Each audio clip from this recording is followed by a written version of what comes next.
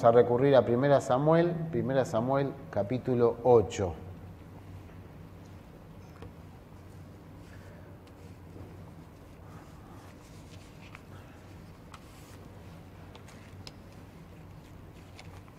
Primera Samuel capítulo 8.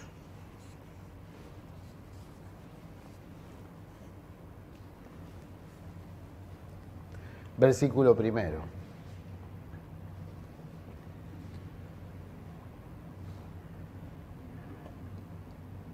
¿Ya tienen la palabra de Dios abierta? ¿Sí? ¿Seguro? ¿Están atentos?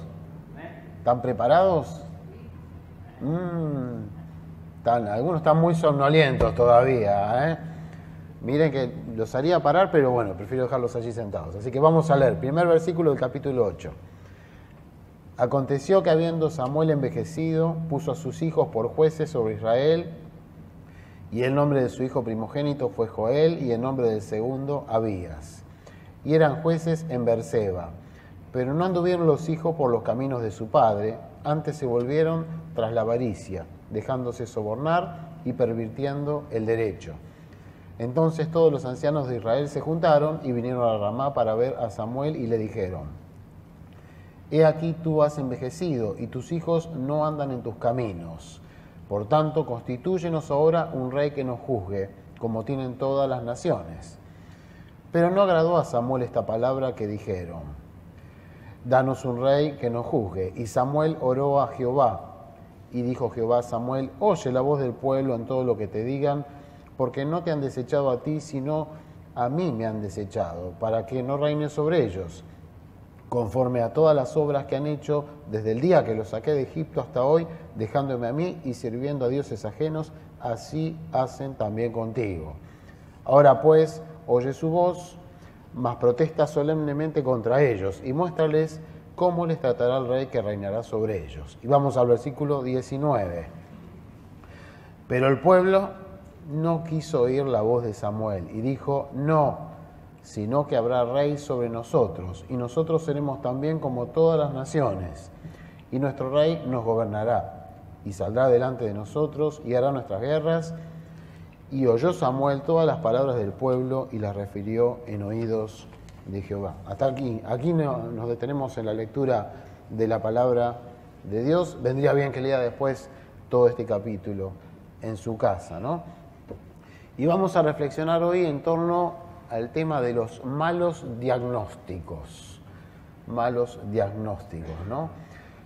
A usted quizá le haya pasado en su casa un electrodoméstico que se rompió, o una cuestión eléctrica, una cuestión de plomería, y de pronto hace sus conclusiones. Yo no sé tanto, y usted quizá tampoco sepa tanto de eso, saca sus conclusiones sobre qué habrá pasado con el aparato, con las cañerías o con la electricidad, y cuando convoca al plomero, al electricista, o lleva el aparato para que lo reparen, le dice que era algo completamente distinto a lo que había pensado usted. ¿No le pasó? También pasa con los autos, ¿no? Uno presume, pasa esto, hay un ruido, y lo lleva, y a veces es algo menor o a veces es algo más complicado. Un mal diagnóstico. Nosotros pensamos que es una cosa, pero es otra. A veces pasa en cuestiones más serias. Cuando cambiamos de trabajo, tomamos un trabajo, o iniciamos un estudio, una carrera, hacemos nuestra evaluación, nuestro diagnóstico sobre si conviene, no conviene, y cambiamos el trabajo, o iniciamos la carrera, el estudio, y de pronto nos damos cuenta que lo que habíamos pensado no era así, ¿no? Y por ahí hay que perder un año, retomar, ¿no?, otra carrera, ¿no?, o volver a estudiar el tema de trabajo, pero una mala evaluación. También a veces hacemos diagnósticos y evaluaciones con las personas, ¿no? Miramos a las personas y decimos, y nos da un aspecto negativo esa persona. Y quizá después nos damos cuenta que no era así, nos equivocamos. Y por otro lado puede ser que alguna vez evaluemos una persona positivamente, qué bien, y después nos damos cuenta al tiempo que no era tampoco tan así, ¿no? Nos equivocamos en las evaluaciones de cosas técnicas, prácticas y a veces ciertos pasos que tenemos que dar en la vida, y después reconocemos que hicimos un mal diagnóstico. ¿No le pasó eso a usted? ¿A nadie le ha pasado? Serían demasiado perfectos, serían ustedes, ¿no? A mí me ha pasado muchas veces.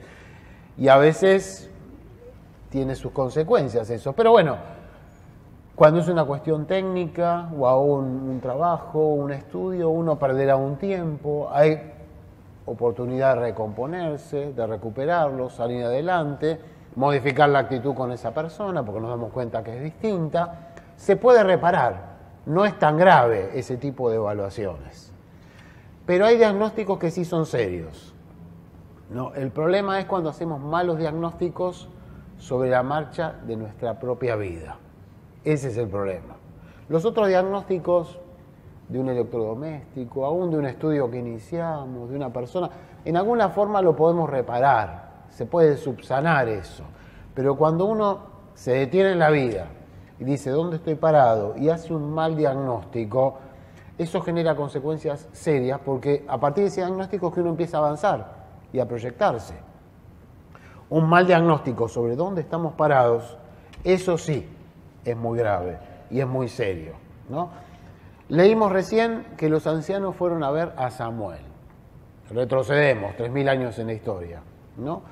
Y los ancianos tenían razón, ¿no? Están preocupados.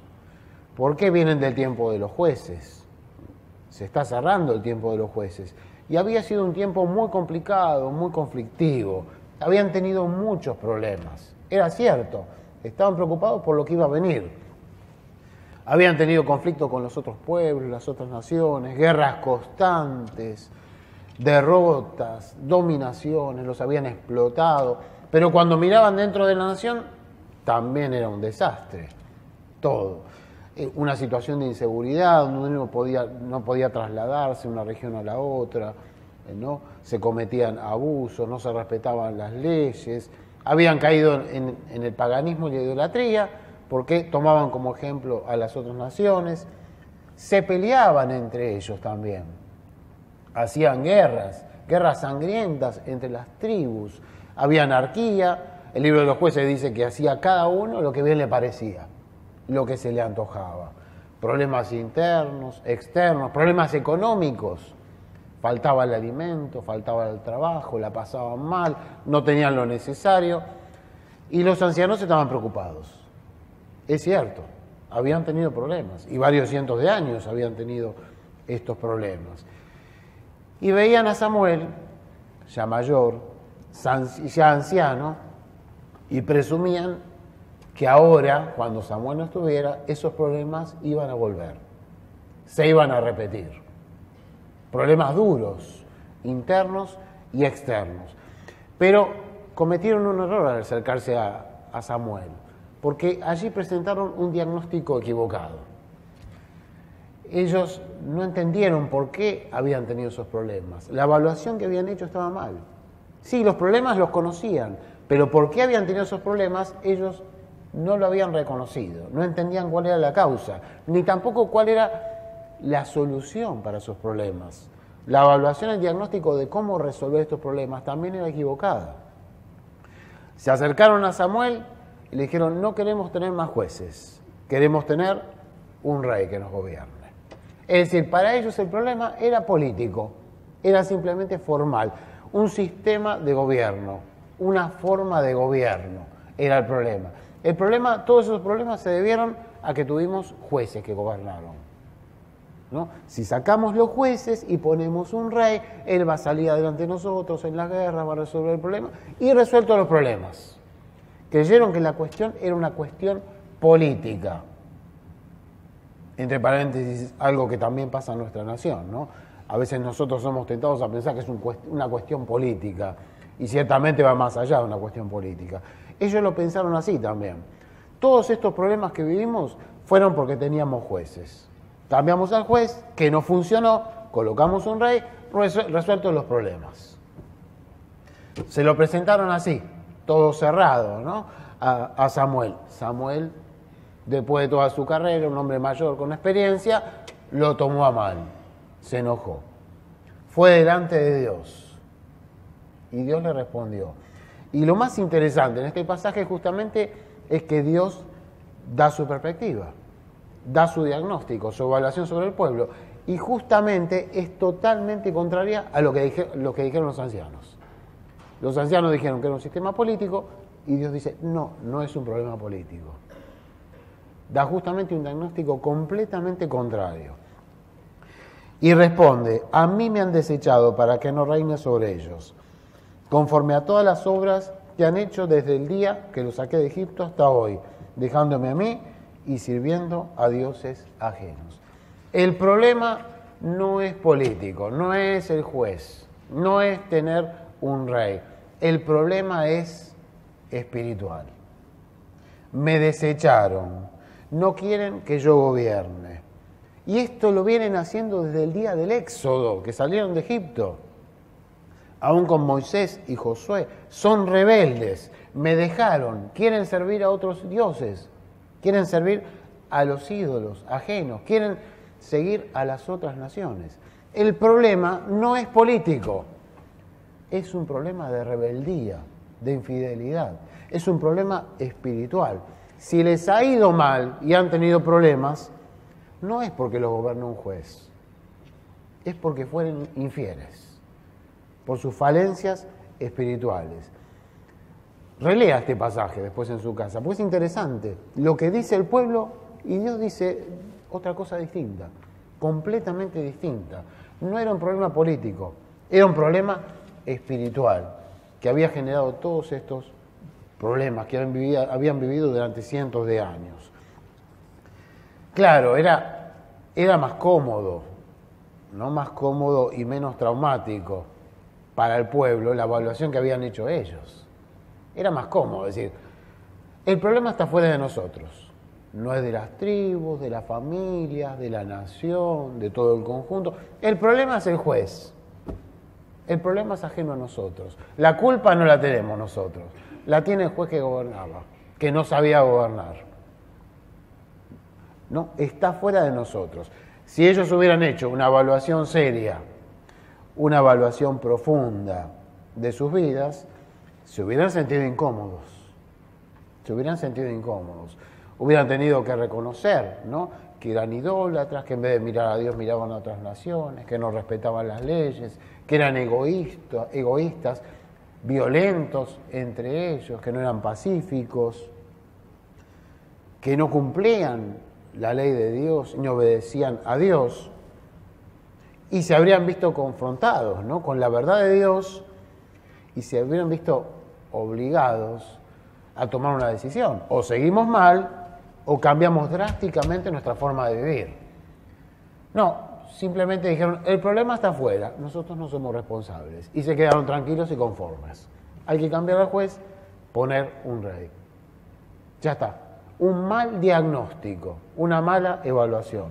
Ahora, esto sucedió muchas veces en la historia de Israel. Podrían repasar todo el Antiguo Testamento. Yo simplemente voy a mencionar otro ejemplo varios capítulos antes, en el libro de Samuel. Capítulo 4, ¿no? Allí se están enfrentando, están los filisteos y los israelitas, los dos ejércitos preparados. El ejército del pueblo elegido, del pueblo de Dios, y el pueblo infiel, los filisteos, se van a enfrentar. Se enfrentan y los israelitas son derrotados. Mueren 4.000 israelitas. Entonces los israelitas dicen, ¿cómo puede ser que el pueblo fiel haya sido derrotado? ¿No? ¿Qué es lo que ha pasado? Y se les ocurre la notable idea de decir, bueno, vamos a buscar el arca del pacto, saquémosla del tabernáculo, del lugar santísimo, la traemos, entonces vamos a tener este mueble sagrado y con este mueble sagrado vamos a triunfar. Querían usar un mueble como un amuleto, como un talismán, como una especie de fetiche, ¿no? El problema fue porque no tuvimos el mueble y perdimos la guerra, la batalla, porque no teníamos este mueble. El arca, ¿no?, del pacto, donde estaba el propiciatorio, donde una vez al año echaba la sangre allí del cordero el sumo sacerdote, en el lugar santísimo. La sacaron, vinieron los sacerdotes, fueron a la batalla con este mueble y fueron nuevamente derrotados. Pero peor ahora murieron 30.000 israelitas. Una mala evaluación, en vez de detenerse y pensar, ¿por qué fuimos derrotados siendo el pueblo elegido, el pueblo de Dios? No, porque no teníamos el mueble. Miren qué excusa tan pueril, tan tonta, ¿no? Como si un mueble pudiera salvarlos. Trajeron el mueble Ese era su diagnóstico y fueron otra vez derrotados. Se negaban a reconocer la verdad. No querían confrontarse con la verdad de Dios. Retrocedemos un poquito más en el tiempo. ¿Se acuerdan cuando Moisés está guiando al pueblo y llega al final de su vida y él tiene que despedirse de la nación y sube a un monte que está delante de la tierra prometida? Y están por entrar en la tierra, pero van a entrar con Josué, él no va a entrar. Y él mira la tierra prometida y tiene que despedirse después de toda la labor que hizo, y allí se planta frente a los israelitas y da todo un discurso de bendición y de promesas que él está transmitiendo de parte de Dios. Y allí le da una gran promesa a Israel, antes de entrar a la tierra prometida. Les dice a Israel: Israel habitará confiado, la fuente de Jacob habitará sola en tierra de grano y de vino. También sus cielos destilarán rocío. Bienaventurado tú, oh Israel. ¿Quién como tú, pueblo salvo por Jehová, escudo de tu socorro y espada de tu triunfo? Así que tus enemigos serán humillados y tú hollarás sobre sus alturas. Le dio una promesa Dios por medio de Moisés enorme a Israel. Ustedes van a entrar en la tierra y van a vivir confiados. Van a tener abundantes cosechas, no les va a faltar alimento. Van a vivir en triunfo. Dios los va a salvar, los va a proteger, va a ser escudo, espada, y van a derrotar a sus enemigos, los van a humillar. Todo esto en el tiempo de los jueces no había sucedido. Estas promesas, la mayor parte del tiempo, no se cumplieron. Ni vivieron confiados, en paz, fueron derrotados por los enemigos, les faltó alimento, no recibieron la protección de Dios, ni nada de esto. Ellos tendrían que haberse detenido a pensar cómo estas grandes promesas que Dios dio por medio de Moisés no se cumplieron. La razón de que no se cumplieran fue porque teníamos un juez, porque necesitábamos un rey. Estas promesas tan grandes que dio Dios antes de entrar a la tierra prometida, si no se cumplieron, tiene que ser por razones serias. Deberían haber pensado, semejantes promesas no se cumplieron, no puede ser por una cuestión formal de gobierno, deben existir razones serias. Pero no quisieron confrontarse con la verdad de Dios, no quisieron reconocer sus faltas, no quisieron ver la verdad. ¿Cómo hace usted sus balances? Allí cuando le agarra, diríamos, ese tiempo medio que está en soledad, medio, diríamos, un tanto depresivo, de reflexión, ¿cómo hace sus balances y diagnósticos en la vida? Cuando tiene que hacer la evaluación, ve hacia atrás, ¿cómo hace ese balance? ¿Cómo saca sus conclusiones sobre lo que ha transcurrido hasta ahora o dónde está situado? Yo me temo que a veces podemos incurrir en este error de los israelitas, ¿no? De hacer diagnósticos fáciles que nos dejen tranquilos, conformes. Y decimos, los problemas, estos problemas que he atravesado estos años no son por mi culpa, yo no tengo nada que ver. Es cierto, hay problemas excepcionales de salud o de trabajo, ¿no? que vienen de parte de Dios. Pero cuando sistemáticamente tenemos problemas y tropiezos y complicaciones, ¿no? Nos tenemos frente a eso y decimos, yo no tengo nada que ver, decimos. No es mi responsabilidad, yo no tengo la culpa es de afuera, ¿no? Esto me ha pasado sistemáticamente, pero yo no tengo nada que ver. La culpa es del patrón, ¿no? El jefe, la culpa es del profesor, la culpa es de mi papá, de mi mamá, del entorno familiar, la culpa es de mi compañero de trabajo, del barrio donde vivo, la culpa es de mis hermanos. La culpa es del encargado, del área que está trabajando ahí, me dio órdenes. La culpa es del pastor.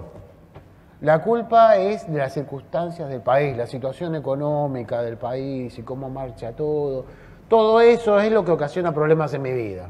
Yo no tengo nada que ver. No es mi responsabilidad, ¿no? Y nos quedamos conformes con eso. La culpa es de afuera. Vivimos en medio de problemas, pero la culpa es ajena a mí, yo no soy el responsable. Lógicamente que cuando hacemos este tipo de evaluaciones, ¿no? nos quedamos tranquilos, conformes. Es lo ideal hacer esta evaluación. La culpa no la tengo yo, la culpa está afuera. Es duro, ¿no? Duro hacer una evaluación seria y reconocer nuestras fallas espirituales, nuestros errores. Es duro, ¿no? Evaluarnos y llegar a la conclusión de que nosotros somos los causantes de muchos de nuestros problemas. Que muchos de nuestros problemas se deben a nuestras fallas, a que nos hemos conducido mal, a que somos infieles a Dios. Pero cuando hacemos estas evaluaciones fáciles, sencillas, tranquilizadoras, que nos dejan conformes, la culpa la tienen los demás, la responsabilidad la tienen los demás, el resultado es que la vida persiste en medio de los problemas, ¿no? Que el declive sigue en la vida, que a la hora de tener esa tarde solos, ¿no? y pensar en cómo estamos parados, en vez de llegar a la conclusión de que estamos en paz, tranquilidad, plenitud, llegamos a la conclusión de que estamos medio en la frustración, ¿no? Y medio viviendo en el fracaso todavía, ¿no? Esos diagnósticos fáciles, tranquilizadores que nos dejan conformes, finalmente son como una anestesia, ¿no? que nos lleva a seguir mal en la vida y a no modificar nada. Una de las películas mejores, ¿no? que se hicieron sobre la vida de Eva Perón, ¿no? y que también habla de Juan Perón, alguno la recordará, ya tiene su tiempo esa película. Si no me equivoco, trabaja la actriz Esther Goris y la película justamente se titula Eva Perón. Y es bastante fiel, dentro de lo posible, a lo que fue la historia y que algunos que están acá conocen la historia de Eva Perón y en algún caso la han vivido también. Y cuenta la vida de Eva Perón desde que de infancia, pequeña, con su familia, allí en el interior de Buenos Aires, hasta su fallecimiento trágico, ¿no? Ya cuando estaba en eminencia, en el poder, y también relata la película la vida de Juan Perón, ¿no? Especialmente los gobiernos de él. Y finalmente ellos están en el apogeo, allí cerca de los años 50, ya está Perón en la presidencia, Eva Perón adquirió toda la fama, la popularidad, el reconocimiento, el prestigio, y llega finalmente el momento trágico, ¿no? de la película y de la vida de Eva Perón, que cuando es que se descubre que tiene una enfermedad terminal, ¿no? Un cáncer, que digo terminal porque en aquellos tiempos, si nos retrotraemos 70 años, el cáncer era casi una sentencia de muerte en aquel entonces. Hoy la medicina ha avanzado y hay una sobrevida mucho mayor. Pero en ese momento, decirle a una persona que tenía cáncer era prácticamente pensar que debía morir, que iba a morir, lamentablemente, en esos momentos. Pero no le quería decir a Eva que tenía esta enfermedad. No sabía cómo hacerlo. El tiempo pasaba, en las cuestiones políticas, internas, luchas de facciones, luchas entre ellos dos, personales, las elecciones para la segunda presidencia de Perón, que iba a ganar, se acercan, todos los factores de poder, y finalmente Perón le tiene que decir por qué toma ciertas decisiones. Y allí en la habitación, ella sentada frente al espejo, y le tiene que decir que tiene cáncer, que tiene esta enfermedad terminal, ¿no? En el apogeo, ¿no? de la fama, del éxito, le transmite tal. Y sucede lo que nos sucedería a cualquiera de nosotros, ¿no? Que lo asumimos negativamente en ese momento, como una tragedia, llorando, con angustia. Ella está delante del espejo y empieza a golpear el espejo y rompe el espejo. Y allí dice una frase, ¿no? Y que se cumplió. Le dice al esposo, a Juan Perón, dice: ahora no quiero más espejos en mi casa. Y de hecho se cumplió. Ahora no quiero más espejos en mi casa, ¿no? En lo que restó de su vida, hasta venían a peinarla, porque no tuvo más espejos. Sacó todos los espejos. ¿Para qué los sacó a los espejos? Porque no quería ver la verdad sobre su evolución, ¿no? De su físico, su salud, de su semblante, su cara. No quiero ver la verdad. Cómo va pasando, qué me va pasando en el cuerpo. Ella, para cómo cuidaba mucho su figura, era joven. Entonces dijo, saquemos los espejos, no quiero saber lo que me pasa, no quiero ver la verdad de lo que está sucediendo en mi vida. Sacamos los espejos y no reconocemos la verdad. La verdad llegó igual, ¿no? Y al tiempo ella después falleció. Esto es lo que le sucedió a Israel. No quería ver la verdad, sacaban los espejos. Esto es lo que nos puede suceder a nosotros también, ¿no? No queremos ver el espejo, no queremos ver cómo somos de verdad, no queremos reconocer la verdad de cómo estamos parados en nuestra vida. Si reiteradamente estamos tropezando con la misma piedra, si nuestra vida es una sucesión de tropiezos y fracasos, si en el balance que usted está pensando ahora, porque cada uno piensa, ¿no? Mientras hablamos y reflexionamos sobre esto, si en el balance que cada uno hace en su vida, en vez de paz, tranquilidad, satisfacción, la conclusión que saca es cierta angustia, cierta frustración, cierto sentido de fracaso, no miremos para afuera, no nos engañemos, no empecemos a responsabilizar a otros, a echarle la culpa a otros. No hagamos diagnósticos fáciles, conformistas, ¿no? Si vivimos en fracaso, si el resultado es la frustración, el problema somos nosotros. La culpa está dentro nuestro, la responsabilidad es nuestra. El apóstol Pablo a los Gálatas justamente les dice, ¿no?, que el fruto del Espíritu es, y esto muchos lo pueden recitar de memoria, amor, gozo, paz, paciencia, ¿no? Y sigue la lista, ¿no?, en Gálatas. Aquellos que viven según el Espíritu, que andan según el Espíritu, que están bien en relación con Dios, manifiestan en su vida el fruto del Espíritu. Amor, gozo, paz, paciencia. Si nosotros en este momento no tenemos esta manifestación del Espíritu en nosotros y no tenemos ni paz, ni gozo, ni amor, ni paciencia, es porque estamos mal con Dios, porque no estamos dejando obrar el Espíritu Santo en nosotros. Y la culpa no es del patrón, del profesor, de los hermanos, la familia, el pastor, los hermanos, nada. Si no tenemos esto en nuestra vida, es culpa nuestra. Se debe a fallas espirituales propias. Es nuestra responsabilidad. ¿Cómo podemos saber dónde estamos parados? ¿Cómo saber dónde está la falla, ¿no?, en nuestra vida? ¿Cómo descubrir la verdad sobre nosotros mismos? ¿Cómo hacer un correcto diagnóstico de nuestra vida hoy, ¿no?, 19 de junio del 2022? Hacer un buen diagnóstico de dónde estamos parados no es fácil, no, para nada. El rey David, siendo el rey David, ¿no?, poeta, escritor de muchos de los salmos, el hombre conforme al corazón de Dios, aquel que comenzó la dinastía de la cual nació Jesucristo. El mismo David reconocía que no era fácil hacer un diagnóstico, que necesitaba la concurrencia de Dios, la ayuda de Dios justamente, para saber él mismo dónde estaba parado. Solos no podemos evaluarnos. Por eso David dice, examíname, oh Dios, y conoce mi corazón, pruébame y conoce mis pensamientos, y ve si hay en mí camino de perversidad y guíame en el camino eterno. Es decir, yo solo no me puedo dar cuenta de dónde estoy parado, necesito la mirada de Dios, necesito que Dios me ayude, que me diga si estoy bien o si estoy mal, si estoy yendo por el buen camino o yendo por el mal camino. Necesito la concurrencia de Dios, el examen de Dios, la luz de Dios. Y en el Salmo 25 dice más todavía, muéstrame, oh Jehová, tus caminos, enséñame tus sendas, encamíname en tu verdad y enséñame. Él enseñará a los pecadores el camino.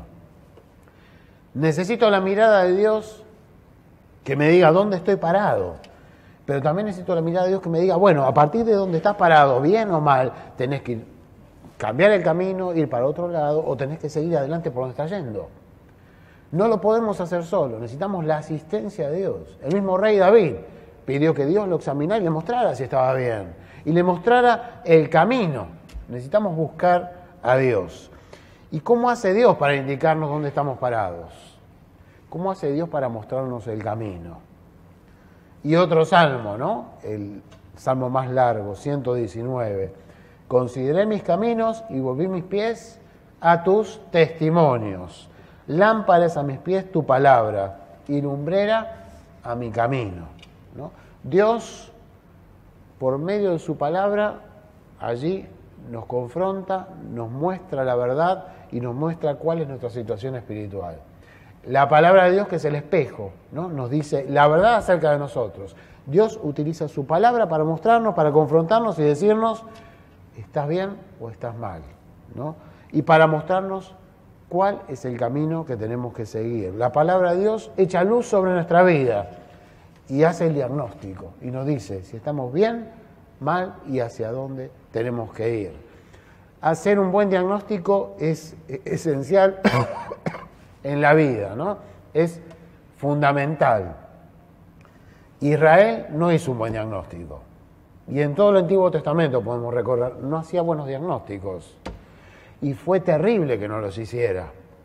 Vinieron los enemigos y arrasaron Jerusalén. Y cuando volvieron a Jerusalén, llegó Jesús. Después, siglos después. Y Jesús miró Jerusalén y lloró sobre Jerusalén, porque seguían haciendo un mal diagnóstico. Es decir, cuando uno hace un mal diagnóstico, las consecuencias son desastrosas, desastrosas. Y allí llegó Esteban y se plantó frente al concilio y les dijo cuál era la situación de ellos. Y lo apedrearon y lo mataron, porque no querían escuchar. Duros de cerviz e incircuncisos de corazón y de oídos. Vosotros resistís siempre al Espíritu Santo como vuestros padres, así también vosotros. Esteban se paró y dijo, son tercos, no quieren escuchar la verdad, no quieren escuchar lo que Dios dice.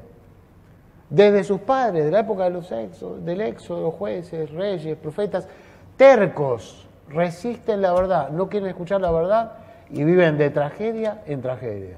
La consecuencia del mal diagnóstico es nefasta en la vida.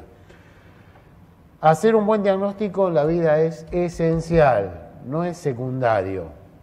Y a la hora de hacerlo, aunque duela, debemos ser sinceros, honestos. Si lo que buscamos realmente es no fracasar, si lo que buscamos es realmente vivir con ese amor, gozo, paz, paciencia, si buscamos la bendición de Dios y ser de bendición, tenemos que ver la verdad en nuestra vida, dónde estamos parados. Y para hacerlo necesitamos, hermanos, la ayuda de Dios, la luz de Dios sobre nuestra vida, la luz de la palabra de Dios sobre nuestra vida.